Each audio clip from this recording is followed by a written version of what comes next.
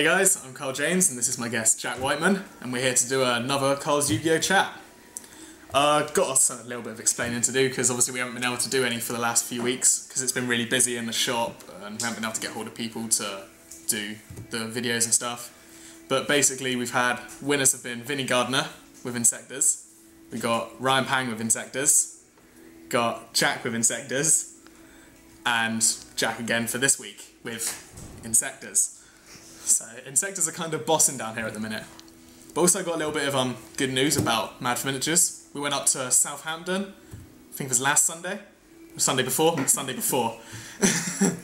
and basically again, Jack won using rabbits. So it's good for Mad for Miniatures, going up country, winning a nice tournament. Jack can go to Euros. WCQ tournament. Had a nice graphic playmat, but my friend has stolen that currently, so I have to make do with Dark Arm for now. Still not a bad mat, considering you play Dark Arm. But anyway, yeah, onto the business. Got Jack obviously won this weekend playing Inzektors. So obviously you won, but how did your rounds go? The rounds were good. I played 2 mirror matches in rounds, and I only lost to a Dino Rabbit all day, and I drew a pool in against that, drew 2 monsters and 20 cards. So, but yeah, it was all really good. I was really happy with the deck, but a few obvious changes. It was good for the new format, I thought. Well, not for new format, new ruling. Obviously, you know about priority, so it doesn't really hurt Inzektors, so I thought I'd give it a whirl again. And I was playing the Hopper Sword build, so yeah, just giving that a try. It worked pretty well, I was quite happy. I was a bit disappointed that there was as many people playing Inzektor as there was, because I sort of wanted to be a bit different, but yeah, it didn't really work. Being 4 Inzektors in the top 4, it's yeah, not much variety there. But we'll go through the usual stages. Jack will take us through his deck, his extra deck, side deck, tell us anything he's going to do different, so on and so forth. So Jack, it's over to you. So alright, 3 Hornet, standard, no need to explain. 3 Centipede, again, standard, and of course 3 Dragonfly. 1 Gigamantis, more's not needed, it's searchable, it's fine, it's good. And then the 3 Hopper as well. Some people are only playing 2, but I like 3 for the consistency. An extra Inzektor, he's 1/7, so he's not that dud. And yeah, he's good, definitely 3. A Dark Armed, this card's funny, I played the playmat, so he's just great. Wins games randomly, which is quite nice. Gauze, he's too powerful not to play. A bit of consistency just in Sangan, lets you have that attacking play when you don't want to risk a card that you don't have a play to go with. So you can't just summon a Centipede and attack if you want to save it. But of course Sangan gives you that search and that consistency. And 2 Effect Veilers, I majorly underestimated this card at the weekend. It should have been 3. I had no idea how broken it was when priority's gone. The fact that you can Effect Veil a rabbit is just stupid. So yeah, it definitely needs to be 3 of this in future. I sided it in every single game. So yeah, it's monsters. A fairly standard trap layout of Solemn, well, the 3 Solemns, 2 Torrentials, and not so standard. I wasn't playing Phoenix Chain, I decided to opt for this card. It was actually a lot better. As priority's gone, it lets you set up some pretty insane plays, getting rid of cards, makes it less dud. And this deck as well, the cost isn't too bad, because you can get rid of your Hornet or your Hopper for free essentially, and just bring it back with your Inzektor. Most games that I drew this, it just controlled the whole game and tended to let me win. For example, in the final, my opponent equipped something with their Inzektor, I bounced it to stop their deck. I know they got a dud draw next turn, lets me free to make a few more risky plays. I know they're not going to top deck on me, so it was really, really good. Prefer it over Phoenix Chain. I also played 2 Kruger Haunteds, but I wasn't 100% sure if they were needed because I was playing the sword build. Originally, before I was playing swords, I'd say that they were definitely needed, but they were just overkill. Because generally, if I drew a sword, it does the same kind of OTK thing, so this was almost like a turn too slow. And in an Inzektor, you can't really set bluffs, or you can't set bluffs against Inzektor, and there's so much down here. So it was mainly an overkill card. The few times I pulled it off, it was probably game, but I probably could have won anyway, so it wasn't really needed, so that's 2 spaces. And as I was playing 41 cards, it was really not good. Monster Reborn, Foolish, just standard. An Allure, I quite like it, get rid of your Dragonfly, set up some sick Leviair plays. 3 Pod, just for consistency. I know, it's a bit stupid, I'm playing 41 cards and 3 Pod for consistency, doesn't make sense. A Heavy Storm and 3 MSTs, because you hate back rows, get rid of them all. Book of Moon, because it's completely broken and beats everything, and it's ultra and looks pretty. And 3 Sword, because Sword is ridiculous, and Sword, Dragonfly and a Hornet is an OTK, if you didn't know that. and it lets you make safe plays like summoning, equipping with sword, so you know you're safe, they know they can't storm you because you get pluses, you know they can't kill your Inzektor because you just get it back, so it just makes safe plays, makes power plays, it's really good, really searchable. I'll probably win more if I could, it's really broken. And that's the main board. Extra deck. Inzektor Beetle thing, I've never once dropped it, but I'm sure it will probably be good one day. I'm not really sure. It's alright.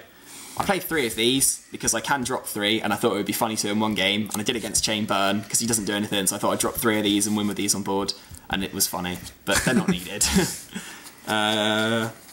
It's mainly just Exceeds in this deck, so 1 Leviair, a Brilliant, and Zen Mains.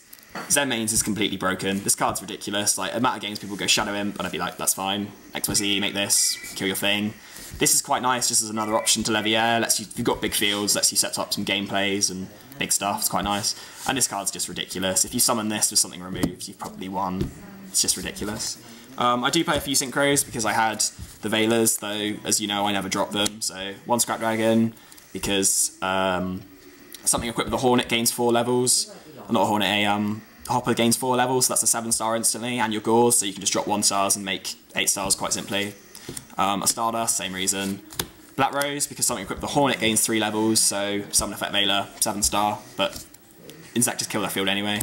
Catasta, because you play Hoppers and 1 stars. This, because you can just, if you haven't got anything attached or anything, it makes it easy. This can set up some nice OTKs if you can actually pull it off, but no.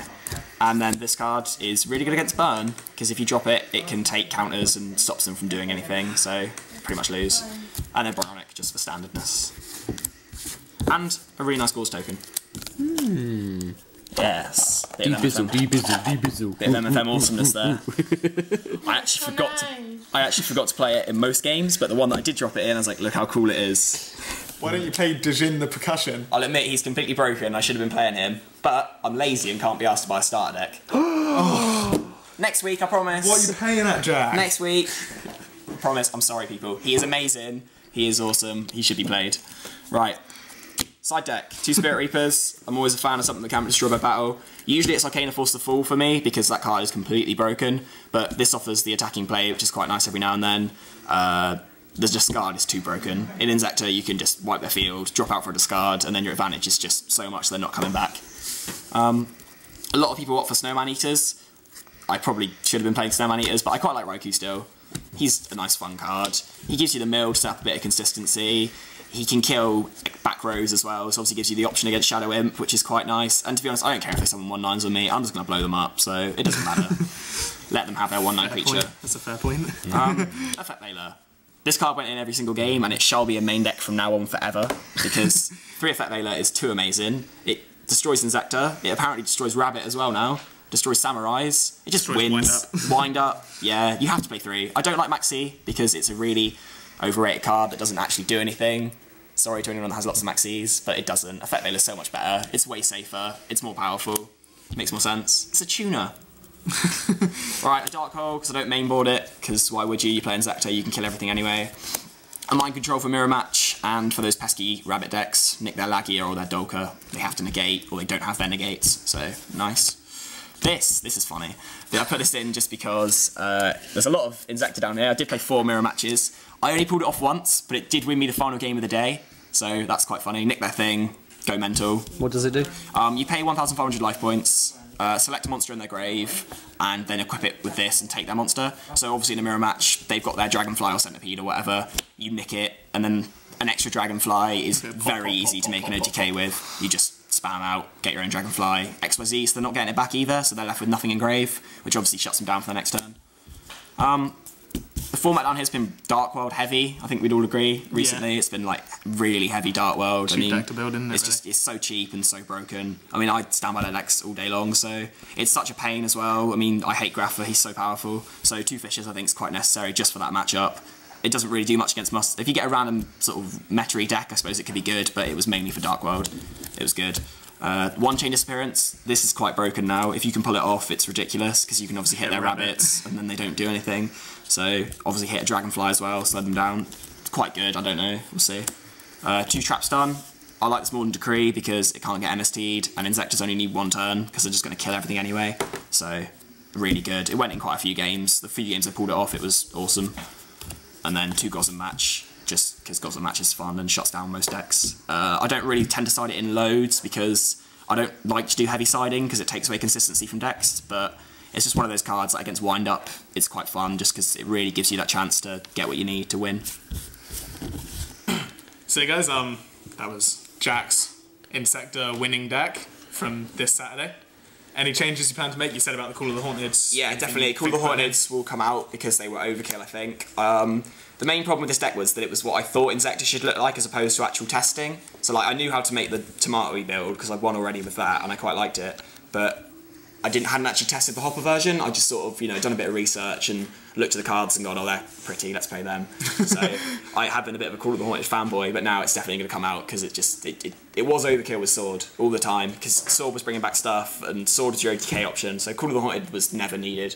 3 Effect Veilers, definitely, because it's... Effect Veiler's just too good now. It's ridiculous, yeah, everything. It does stop everything. Wing Blast at 2 was actually really good, so I think I might keep them. They were just tech for a bit of test. I mean, a bit of OCG. I mean, you said, every time I talked to you during the day, you were like, oh, Wing Blast just won me this game, Wing Blast just won me that game. It's ridiculous. I was tempted to play 3 for a while, and I still might give it a look in for a test and just see how it goes. 40 cards, I think, will definitely be a change, because why am I playing 41? I'm an idiot. Maybe some changes to the extra deck. As soon as we get Gruff, or Ladybug, as I think it's called, we're all going to get our 5-star Exceeds in here. So, yeah. Doomdozer. Yeah, I'm actually considering it in this build because it makes a ridiculous amount of insects. For those of you that don't know what Doomdozer does, he's a 2/8 insect that can't be normal summoned or set, but you can remove from play 2 insects in your grave to special summon him.